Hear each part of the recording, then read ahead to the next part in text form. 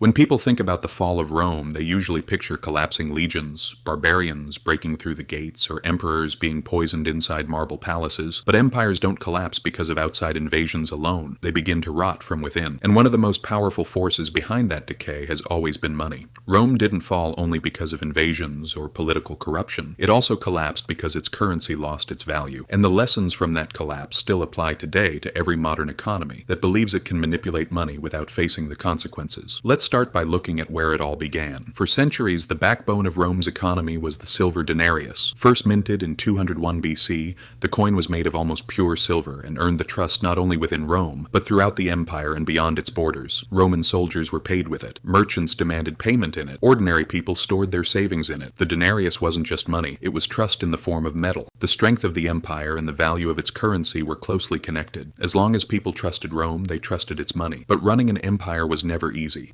Legions had to be paid. Roads and aqueducts had to be built. Endless wars had to be financed. By the 2nd century AD, Rome had already reached the limits of what it could sustain. It was defending its northern borders against Germanic tribes, fighting the Parthians in the east, and at the same time dealing with growing unrest at home. Tax revenues were no longer enough to cover the military's expenses, so the emperors turned to an old trick that had been used throughout history, quietly reducing the value of the currency. Instead of raising taxes, knowing people wouldn't accept it, they began reducing the amount of silver inside the denarius. The numbers speak for themselves. During the reign of Emperor Augustus, the denarius contained around 95% silver. By the early 3rd century, under Emperor Caracalla, that number had already fallen to roughly 50%. By the time Emperor Gallienus came to power, the silver content had dropped below 5%. A coin that had once been made almost entirely of silver had become little more than a piece of bronze coated with a thin layer of silver. People began to see it, they began to feel it, and then inflation followed. As the currency was no longer backed by real value, prices started rising rapidly. Wheat that had once cost a single denarius now required dozens. This wasn't just an economic theory. It turned the lives of ordinary Romans upside down. Soldiers demanded higher wages just to keep up with the rising cost of living. Merchants refused to accept debased coins, preferring payment in gold or direct barter instead. Local economies gradually drifted back toward barter because people no longer trusted the currency, and the more trust disappeared, the more cheap coins the emperors minted, hoping that increasing the supply would somehow make up for the loss of value. It became a dangerous cycle, one that history has repeated time and time again. The crisis reached its peak during what became known as the crisis of the 3rd century. Between AD 235 and 284, Rome endured nearly 50 years of invasions, plagues, civil wars, political chaos, and economic collapse. Emperors replaced one another at an astonishing pace. Some ruled for only a few months before being assassinated. Behind all this political turmoil stood a financial system that was already falling apart. Taxes were collected in coins that lost value almost every day. Many farmers abandoned their land rather than continue paying them. Trade networks began to break apart.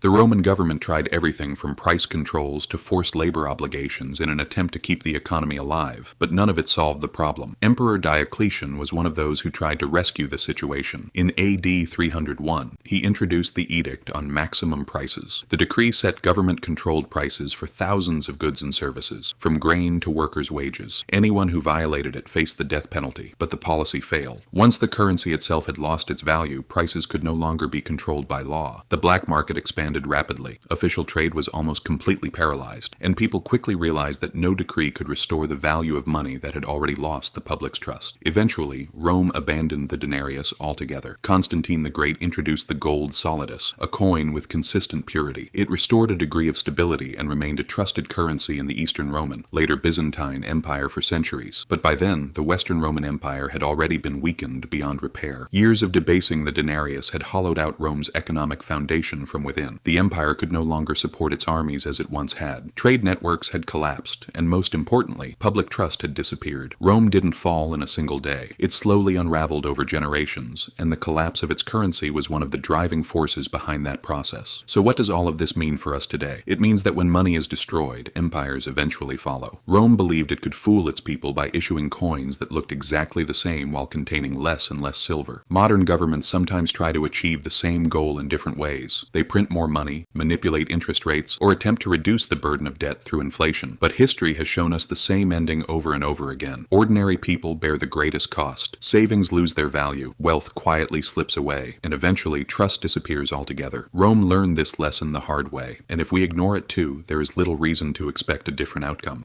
History didn't stop teaching after Rome. Nearly every major inflation crisis that followed has unfolded according to the same pattern. Governments debased their currencies to cover rising expenses. Those who owned valuable assets found ways to protect themselves. Ordinary people, meanwhile, watched their purchasing power slowly disappear. Rome's currency crisis wasn't unique. It was simply the first major example of a pattern that history has repeated over and over again. Now let's move to the 20th century. The similarities are impossible to ignore. After World War I, Germany found itself burdened by the heavy reparations imposed under the Treaty of Versailles. To meet those obligations, the government began printing more and more marks. They believed creating new money would solve the debt problem, just as Rome had once believed that minting more debased coins would solve its own. By 1923, hyperinflation had spiraled completely out of control. A loaf of bread that had cost 1 mark before the war eventually cost more than 200 billion marks. People carried their wages home in wheelbarrows. Pensioners watched a lifetime of savings disappear within days, and just as in ancient Rome, those burdened with debt saw it wiped away by inflation, while those who owned land, factories, or foreign currencies emerged in a much stronger position. Money itself became almost meaningless. The economic despair that followed fueled political extremism and helped pave the way for Hitler's rise to power. Decades later, Zimbabwe followed the very same path. After widespread land seizures, falling agricultural production, and rapidly growing government debt, the authorities once again turned to the printing press. By 2008, inflation had reached unimaginable levels. Prices were doubling almost every day. Stores couldn't even replace price tags fast enough. In the end, Zimbabwe abandoned its national currency altogether, forcing people to rely on US dollars and South African rand instead. Once again, a government believed it could outsmart economic reality. Once again, ordinary people paid the highest price. But you don't have to look only at the most extreme examples to see the pattern. The same warning signs can still be found in many developed economies today. Take the United States, for example. In 1971, President Richard Nixon ended the dollar's link to the gold standard, cutting the last direct connection between the currency and a tangible asset. From that moment on, the dollar became what economists call a fiat currency, backed not by gold, but by trust in the government. And just as it had in ancient Rome, the temptation to spend beyond available means continued to grow. Over the following decades, government debt expanded rapidly, the money supply increased, and inflation slowly began eroding purchasing power. People didn't have to carry their salaries home in wheelbarrows, but they still watched the value of their money slowly decline. What $1 could buy in 1971 now requires more than $6. The banknotes look the same, the coins look the same, but the real value they can buy has quietly diminished over time. In reality, the strategy has never changed. Governments often present inflation as economic growth. Rising wages are celebrated as progress, even while prices rise even faster. Debt is described as investment, even though much of it simply finances everyday spending. Rising stock markets are presented as proof of widespread prosperity, even though a large share of the population owns little or no stock at all. Just like the Roman emperors, they create the appearance that everything is under control, while the real value of every paycheck, every savings account, and every unit of currency continues to quietly erode. What makes this situation even more dangerous today is its global scale. Rome's collapse was the crisis of a single empire. Weimar Germany's hyperinflation devastated one nation. Zimbabwe's collapse remained largely a local crisis. But today the situation is completely different. Almost the entire world depends on fiat currencies, enormous government debt, and central banks willing to create trillions of new dollars whenever a major crisis appears. That means if the next major financial crisis arrives, it won't be limited to one country or one empire.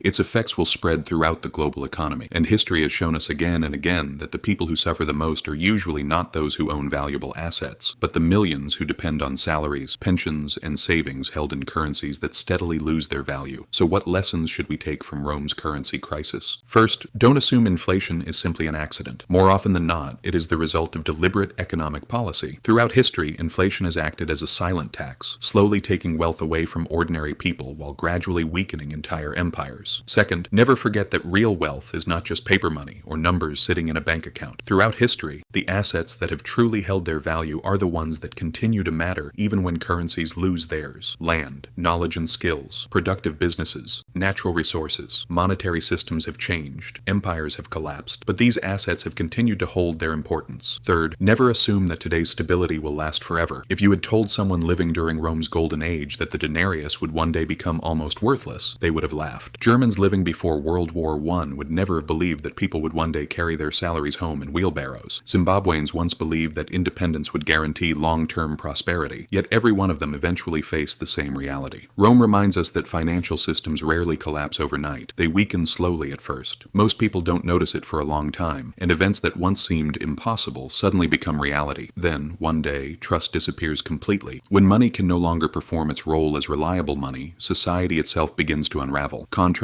lose their meaning. Trade starts to break down. Maintaining armies becomes increasingly difficult. Governments lose their legitimacy. And although the barbarians at the city gates may deliver the final blow, the real collapse begins much earlier, inside the treasury itself. And that is the central lesson of this entire story. History never repeats itself in exactly the same way, but if you fail to understand its patterns, one day you may find yourself living through them. Rome's currency crisis wasn't simply a story about bad emperors or greedy elites. It showed us that when those in power begin abusing the monetary system, money itself becomes fragile and unreliable. And even after 2,000 years, that lesson is more relevant today than ever before. If this video gave you a new perspective on history, make sure to subscribe, because history still has a great deal left to teach us.